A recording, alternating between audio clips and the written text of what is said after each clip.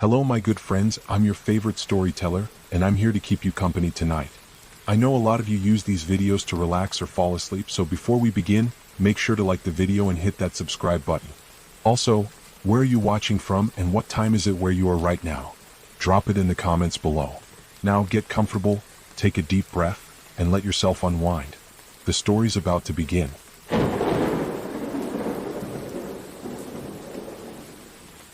It was the kind of rain that made everything feel wrong. Not the kind that falls in a gentle shower, but the kind that soaks through the fabric of your thoughts, settles in your bones, and refuses to let go. You hear it, but something about it feels off, too constant, too insistent. As if the storm is not just outside but inside, with you.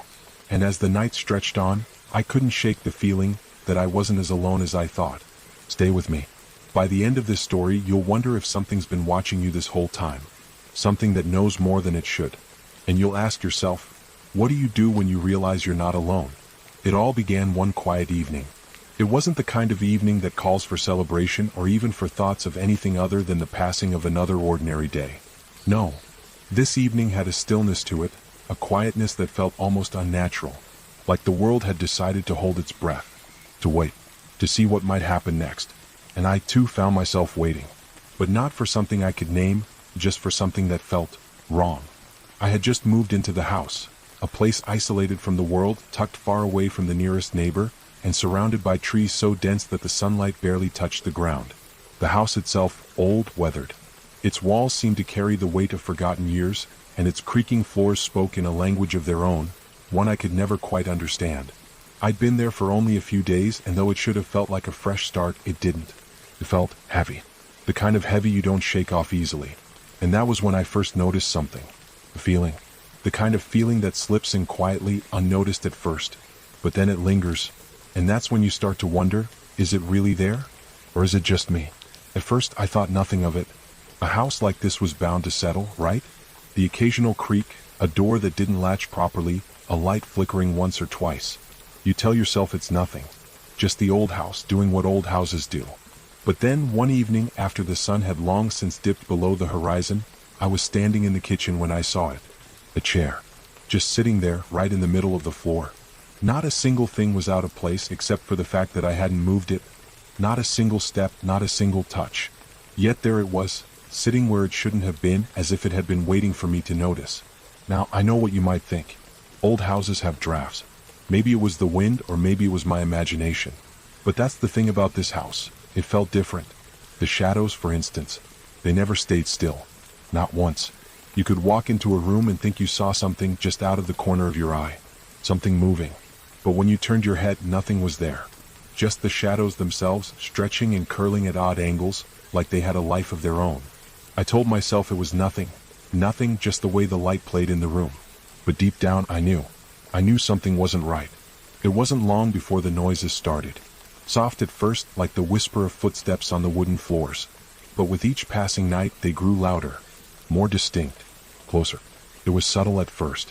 A light tap from somewhere above me, then a soft dragging noise that seemed to move from one side of the house to the other. At first, I thought it was just the house settling again. I tried to brush it off. But the footsteps, they weren't random. No. They were methodical, moving from room to room as if someone, or something, was going about its business, unaware of the fact that I was there. It felt like I was being watched. And then came the sounds that couldn't be ignored. The whispers. Soft, like someone just behind you, muttering something you couldn't quite understand. I would hear them in the hallway at night, scraping, almost like fingers brushing against the walls, or the soft sound of a door opening, closing. But when I checked, nothing. Every time I checked, the house was empty. But the sounds didn't stop. They only grew more insistent. A knock on the wall. A soft rustle of clothing as if someone was standing right behind me. I'd spin around, my heart pounding, but no one would be there. Just the quiet, too quiet house that seemed to hold its breath, waiting for something. But the worst part? It wasn't just the house. It was the forest. Each night as I lay in bed, the wind would pick up. The trees would groan, their branches swaying in the heavy gusts. But sometimes, just sometimes, there was something else. A sound, barely audible but unmistakable. The rustle of leaves, the snap of a twig breaking. Something was out there. Moving, walking, watching. I could feel it. I wasn't just hearing things anymore. The forest had its own heartbeat, its own rhythm, and it was growing louder with each passing night. It was then that I started to question everything. The house, the noises, the footsteps, the whispers, was it all just the mind playing tricks on me? Or was there something else? Something I hadn't seen yet, something waiting in the shadows, watching me from the corners of my vision, waiting for the right moment to make itself known? And then it happened. The storm. It was like nothing I had ever experienced. The house seemed to groan under the weight of the wind, and the rain didn't sound like rain anymore. It sounded like something else, something alive. And I knew in that moment I was no longer alone in the house. Something was watching me. Something was waiting. By now I could feel it, the unease. It wasn't just the noises or the shadows that seemed to shift in the corners of my vision. It wasn't the way the house seemed to groan and sigh with every passing hour. No, it was something more. It was a feeling that tightened in my chest whenever I was alone. The kind of feeling that crawls beneath your skin, so subtle at first you question whether it's real or if you're just imagining things. And yet, the longer I stayed in that house, the more that feeling grew. It felt as if the walls were closing in, ever so slightly day by day. And there were the sounds that couldn't be explained. At first they were small, almost easy to ignore. A faint whisper here, a distant tapping there. But then they started to change. I could hear footsteps. Slow, deliberate footsteps, as though someone was pacing around upstairs. But when I'd rush up there, the second floor was always empty. No one was ever there. Yet the sound of movement continued, echoing down the hallway, always just out of reach, always just a step ahead. By this point, I had started questioning my own mind. Was I losing my grip on reality? Or was something truly happening? Something beyond explanation? I couldn't decide.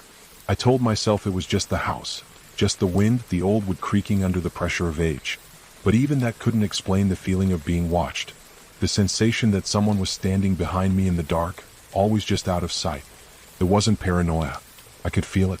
Every time I turned around, it felt as though there was someone standing just beyond my shoulder, waiting for me to notice. The house seemed to be alive, breathing with me, reacting to me.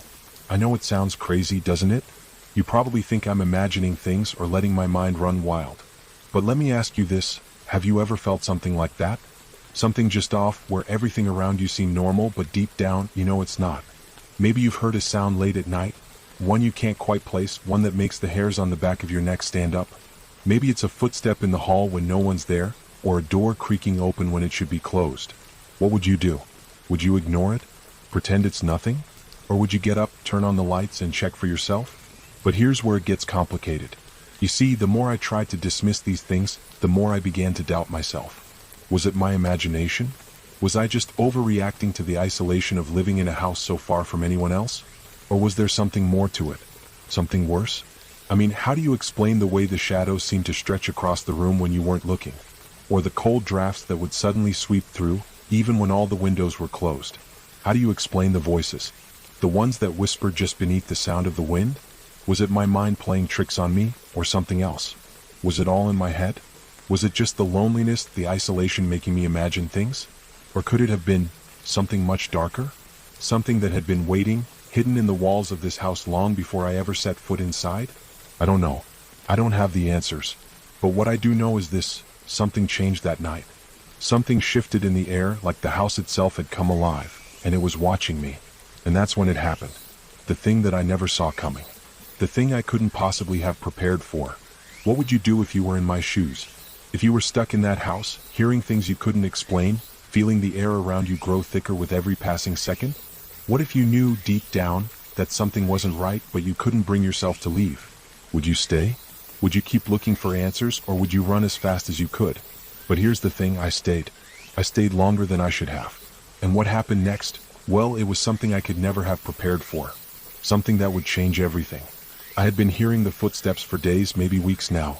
But tonight was different. The house was unnervingly quiet, and for the first time, I felt like I wasn't the only one awake. It's strange, the way the silence feels heavier at night. Feels like it's wrapping around you, pressing in from all sides. You start to wonder if it's the quiet before something else, something worse. That's when I found it. A small, weathered book, tucked away in the corner of the attic, hidden beneath a stack of old boxes. I hadn't even realized it was there, not until the storm knocked something loose and sent it tumbling to the ground. It was nothing special at first glance, just a leather-bound journal, frayed and covered in dust. But when I opened it, I couldn't believe what I saw. It was filled with notes, scribbled in a hurried, frantic hand, entries dated back to the 1800s. As I read, it became clear this wasn't a mere journal. This was something more. The entries told stories of strange happenings, unexplained deaths, disappearances, and cryptic references to things that shouldn't have existed. There was a pattern too. The same names kept showing up. The same places. The same events. They spoke of shadows that followed people home, whispers that drove them mad. There were mentions of rituals, old rites, and something they called the Watcher, an entity they claimed that observed, waiting. It sounded insane. But after everything I had felt, after everything I had heard, I couldn't help but wonder, was this the explanation for all of it? I was shaking as I read, my mind racing, my heart pounding. I tried to tell myself it was all just fiction, just a madman's ramblings. But the more I read, the more the details seemed to line up with everything that had happened in the house. The way the temperature would drop in certain rooms, the strange noises that came at night, the oppressive feeling of being watched. And then, I found something that made my stomach drop. There, hidden in the back of the journal, was a name, my name. I stared at the page, my eyes unable to comprehend what I was seeing. My name, written in the same frantic script as the rest of the journal. And beside it, just 2 words, she's next. I had to put the journal down. My hands were shaking so much I could hardly hold it. It couldn't be real. I must have misread it. I must have, but then I remembered the footsteps, the cold drafts, the shadows that had seemed to move in the corners of my eyes. I wasn't imagining it. I thought I was alone. But now I'm not so sure. The journal had mentioned something else. A person, someone who had lived in the house before me. A family member, perhaps? Or a friend. Someone who had been connected to the events. Someone who might have known more than I ever could have imagined. But then, I thought of the one person I'd trusted the most. A friend. Someone who had been there for me when I first moved in. Someone who had helped me settle into the house. I called them that night, desperate for answers. They answered, but their voice was different. It was cold, distant, as though they weren't really there. I asked them about the journal, about the house's history, but they avoided every question. And then, in a voice I could barely recognize, they said something I'll never forget. You shouldn't have stayed. And then the line went dead. I didn't know what to do. I couldn't trust anyone. Not anymore. The more I thought about it, the more it all came together. The strange things that had happened, the way my friend had acted before, the journal, it all pointed to one terrifying conclusion. The house wasn't just haunted. It wasn't just a place cursed by some past tragedy. No, it was worse than that. Someone I knew, someone I trusted, was connected to the horrors that were unfolding. And I couldn't escape it. I was already a part of it. It had been waiting for me. And now it wanted more.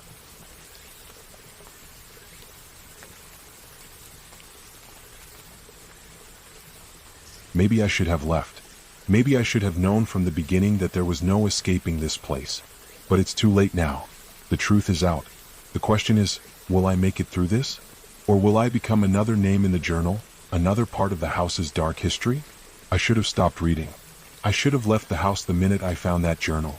But curiosity is a strange thing. It latches on, burrows deep. You tell yourself you're just searching for answers, that you're in control. But that's how it starts, isn't it? 1 page becomes 5. 5 become 100.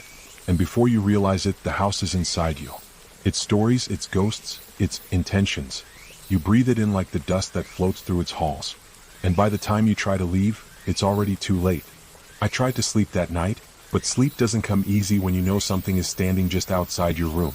I didn't see it, but I knew it was there. Watching. Waiting. Every time I closed my eyes, I could feel it, like the weight of unseen eyes pressing against my chest. I finally gave up around 3 a.m. and decided to leave.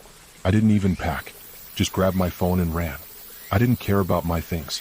I just wanted out. I bolted down the stairs, past the attic, past the walls that seemed to whisper every time I passed them. I reached the front door and yanked it open, relief washing over me like rain after a drought. But just as I stepped onto the porch, I heard it, a sound that stopped me cold. Footsteps behind me, soft, barefoot, slow, and far too close. I didn't turn around. I couldn't. Something inside me said if I did, it'd be the last thing I ever saw.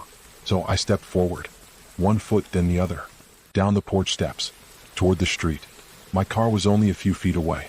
I thought if I could just get inside, if I could just turn the key fast enough, I'd be free. I made it to the car, slammed the door shut, hands shaking. I shoved the key into the ignition, but it wouldn't start. The dashboard flickered once, then died. No sound, no light, nothing. Just me in the dark, watching the front door through the rearview mirror. And that's when I saw it. A figure, standing in the doorway. No face, no features, just a shape, familiar, too familiar. It didn't move, just stood there, watching, waiting, like it knew I couldn't leave, like it had waited for this moment. Then, as if something clicked into place, the lights in the house flickered on, all at once. Every window lit up, and in each window, a face, different ones. Yeah, smiling, crying, all of them looking directly at me. I don't know how I got out.